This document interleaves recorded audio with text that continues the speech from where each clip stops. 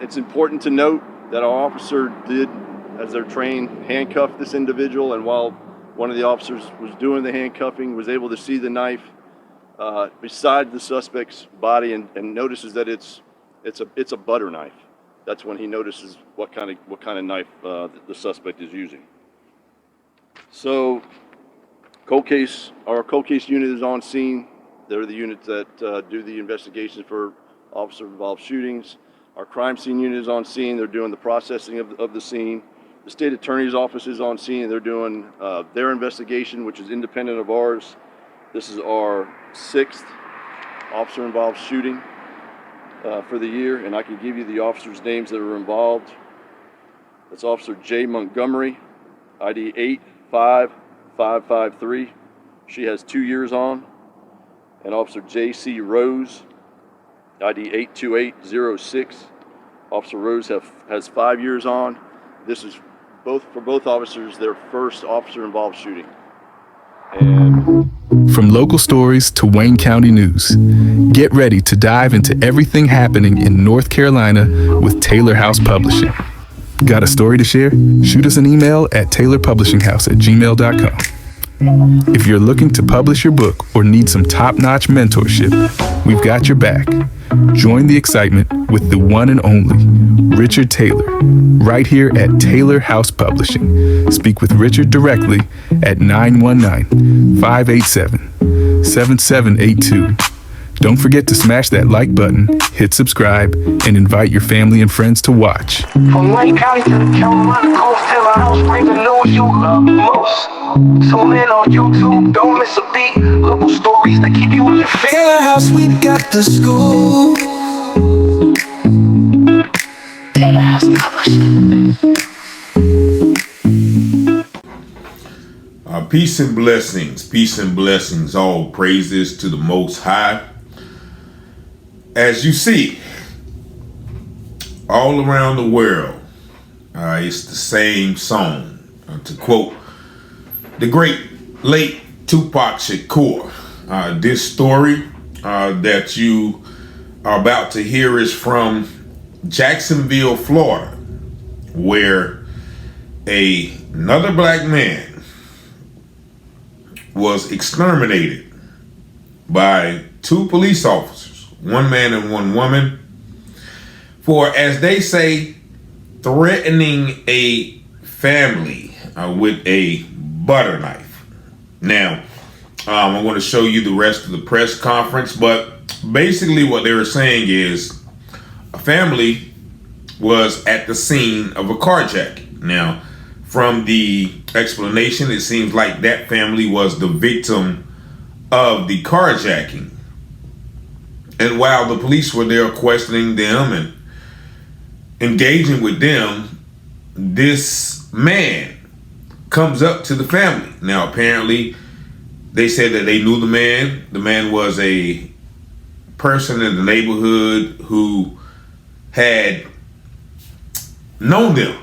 And so, in the midst of this man coming up to the family, according to police, an argument or a disagreement ensued, in which the man allegedly pulled out a knife. And it was then that the family screamed, "Hey, he got a knife, he got a knife." And as you will hear in the video, they say that the officers witnessed the man make a stabbing motion. And they actually said the officer thought the man made a stabbing motion, and then they basically executed this man. And it turns out that the knife he was allegedly wielding or threatening with was a butter knife. Yeah, a butter knife. Now, keep in mind that Jacksonville also is the site of last month's extermination of Dewan Aki Hayden. I hope I'm saying that name right, where he was another black male who came encountered with the police. He ran away. They say that he possessed a firearm, and while he was running away, the cop yelled, "Gun, gun, gun, gun," and shot him. And so he passed as well. So this is the second shooting of a black man by a police officer in Jacksonville within about a 1 month period, 2 month period, and also the 6th this year. Now, of course, they're investigating it. They are, saying that the investigation is ongoing. But there seems a common theme. It's almost, once again, we see it all around the nation. This morning I released a video about another security guard, former police officer, ex-military, exterminating a brother for an altercation or disagreement or misunderstanding at a nightclub where he was private security. And so there's just a quote unquote open season, in my opinion, as it comes in regards to black men, law enforcement officers, former law enforcement officers, even regular citizens. You saw the guy in Minnesota who tried to exterminate his neighbor and they didn't arrest him for 5 days. Nevertheless, I'm going to show you this press conference. I'm going to break it down periodically. But one thing I noticed, first person comes up to the podium is the black sheriff. Now, we all know how effective or efficient the black sheriff is in the case of Javion McGee. And you will immediately see this sheriff defer to whoever this man is who's going to give the public the version of events. Just watch the video. Hey, good morning, everybody. Thanks for coming out. So at 8:40 p.m., I guess last night, patrol officers were investigating a carjacking that had just taken place in the area of Everson and Growth Street. And ultimately, a separate incident happened at that location where officers had to respond and ultimately ended up into an officer-involved shooting. I'm going to let Director Mark Romano give you the information regarding that incident. Mark? Thank you, Sheriff. So like the Sheriff said, at 8:40 this evening, or last evening, our officers responded to the 1400 block of Everson Street in reference to a carjacking investigation. While they were on scene for approximately an hour, there was some information on, obviously they're meeting with the victim, trying to get information on the vehicle and trying to track that vehicle and locate it with the suspects. The victim was an older individual, female individual, and her family members were on the street around the officers at that time. While they're waiting, trying to get information on the vehicle, try to locate it, an individual who's the suspect in this case approached the family members in the street. He has nothing to do with the carjacking case that the officers were working on. Family members say that this individual started, quote, harassing them. It's somebody that they had seen in the neighborhood recently. He's a black male, adult. Don't know exactly how old he is. But at some point he pulls a knife, and the officers hear the family members say, quote, "He's got a knife." And this suspect is engaging with one of the family members, and the officer is able to see a stabbing motion towards one of the family members. Two of our officers approach the suspect. They're able to engage him, and they shoot at him multiple times, striking him, getting him off the person who he was stabbing. Ultimately, he suffered several gunshot wounds. Rescue was called. Our officers tried to do some medical and first aid at the scene, but he died there at the scene. All right, so you heard him explain the situation, that he was making a stabbing motion, and the officers engaged him, shooting him multiple times, getting him off the person he was stabbing, right? But watch what he says when he starts to answer the questions, and see if that is contradictory to what he said. Unfortunately. It's important to note that our officer did as their train, handcuffed this individual, and while one of the officers was doing the handcuffing, was able to see the knife beside the suspect's body and notices that it's a butter knife. That's when he notices what kind of knife the suspect is using. So, our cold case unit is on scene. They're the units that do the investigations for officer-involved shootings. Our crime scene unit is on scene. They're doing the processing of the scene. The state attorney's office is on scene. They're doing their investigation, which is independent of ours. This is our 6th officer-involved shooting for the year, and I can give you the officers' names that are involved. That's Officer J. Montgomery, ID 85553. She has 2 years on. And Officer J.C. Rose, ID 82806. Officer Rose has 5 years on. This is for both officers their first officer-involved shooting. And all right, I'm gonna stop it right there. Now he gives the, oh yeah, he was handcuffed as they're trained to do, and they found it was a butter knife. Like, I'm pretty sure these police officers know or have the ability to see that it was a butter knife, but he's gonna kind of incriminate himself later. But what stuck out to me was his description of the officers. He said, well, Officer J. Montgomery, this is her 2nd year on the force. And Officer, C. Rhodes, this is their 5th year on the force. And this is both of these officers' first officer involved shooting. Like, there's going to be more.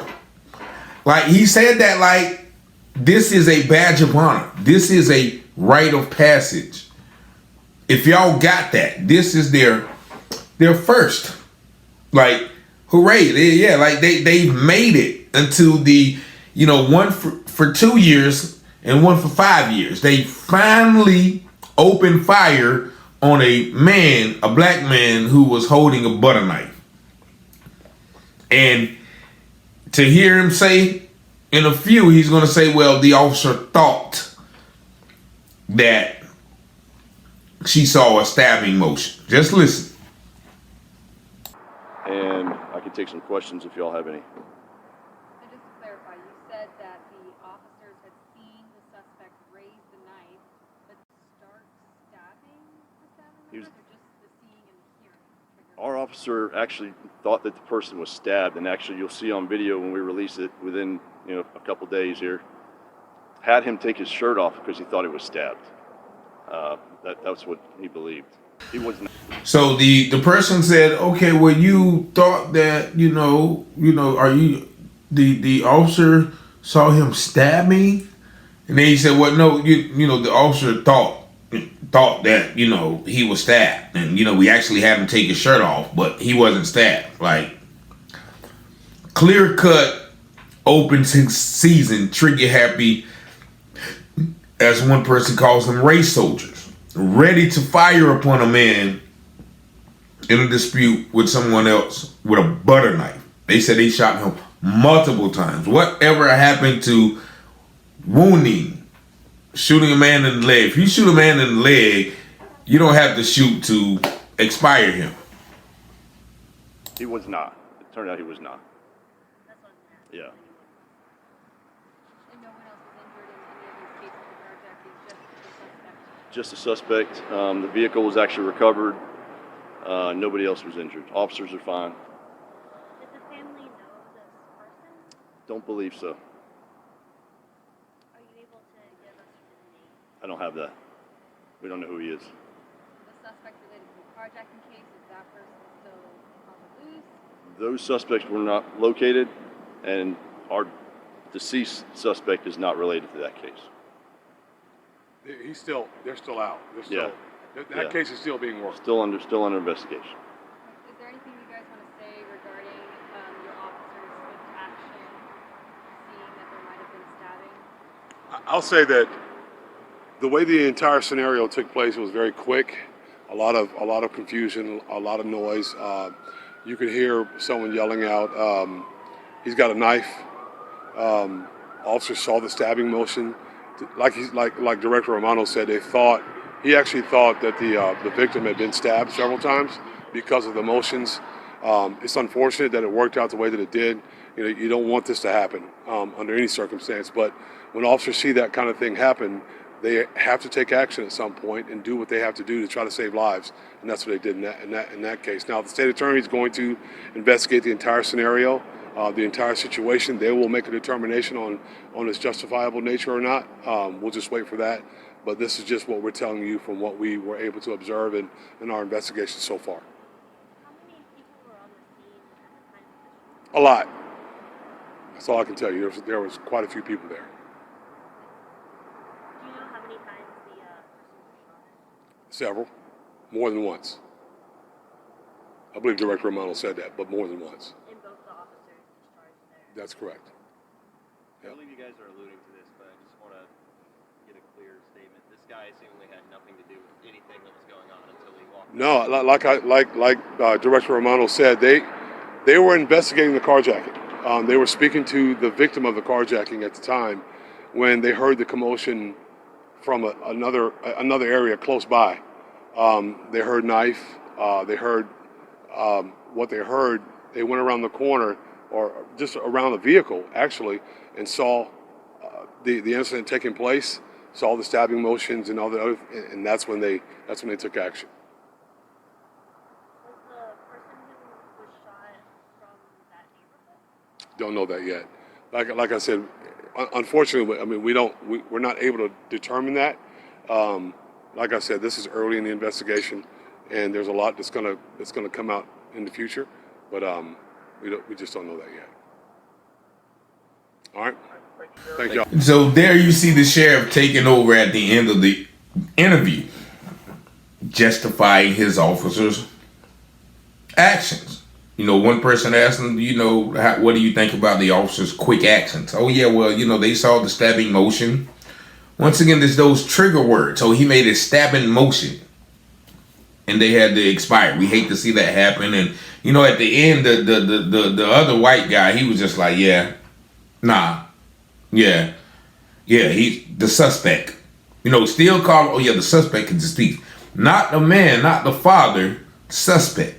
You see how they dehumanize or diminish the loss of life in this situation. The suspect. The suspect. That is what they continue to say. And so, this is the second one, within about a month's time. So I want to show the last part once again, that this is the article. This is the article.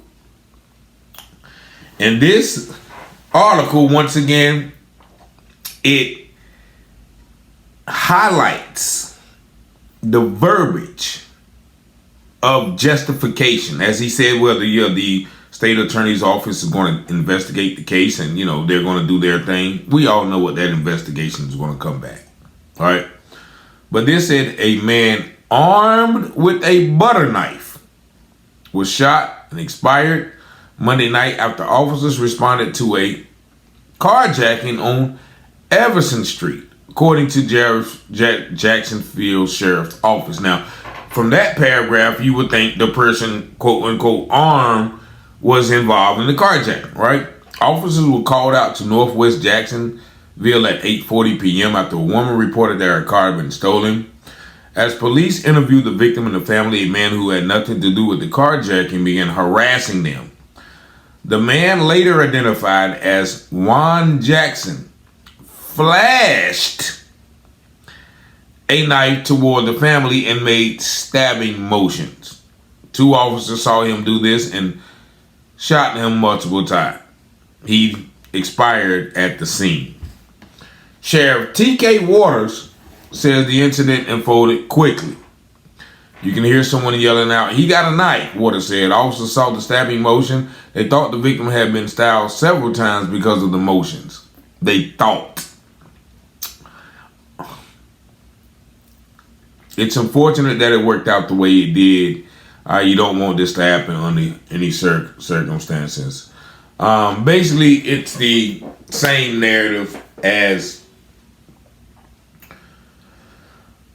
the YouTube video that I showed, but this is getting sickening. You know, how can they continue to justify these executions? That's all it is, executions. You have trained officers trained to know and to see, unless they are just hiring anybody. Once again, you have trained ex-law enforcement, trained ex-military, trained mercenaries, and all they know how to do is expire. They don't know how to de-escalate. You know, once again, the article kept saying, yeah, he was making stabbing motions and he flashed a knife and they thought he were being stabbed, but the man clearly took off his shirt and he had no wounds or anything like that. So this is just a clear-cut example of open season on men who look like me.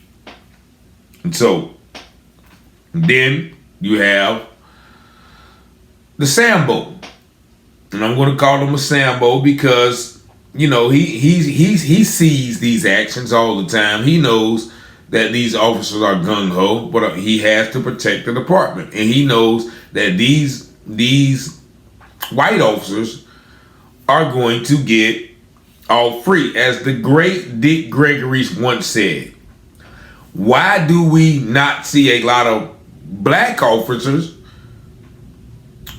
executing unarmed or armed white teenagers or white men or white women? You know why? Because he said those white folks won't tolerate it. That's what he said. They won't tolerate it. Until we stop tolerating it, then it will stop. Now, what does stop tolerating it mean? I don't know. But we definitely have to do something different, because once again, it is all out open season warfare on the black man in America right now, as we see around the nation. A lot of people suspending themselves from trees in known racist towns. You know, they go, you know, all these black men are going to these racist towns and just decided, yeah, I'm gonna put myself up in a tree. And we believe that, right? And so until this situation changes, there's going to be more of this kind of reaction until, you know, once again, we stand up and address the situation, however that addressing may be. Once again, there is no rest for the wicked. You know, the wicked, you know, seem to be prosperous, then you look at them and they are no more. So that's what we're going to stand on. 919-587-7782. If you have any more information regarding this or another story, please reach out, taylorpublishinghouse@gmail.com. Thank y'all for watching. Make sure you like, share, and subscribe to the channel. Peace and love. Speak with Richard directly at 919-587-7782. Don't forget to smash that like button, hit subscribe, and invite your family and friends to watch. From Wayne County to the Carolina coast, Taylor House bring the news you love most. Tune in on YouTube, don't miss a beat. Local stories that keep you in your feet. Taylor House, we got the scoop. Taylor House Publishing.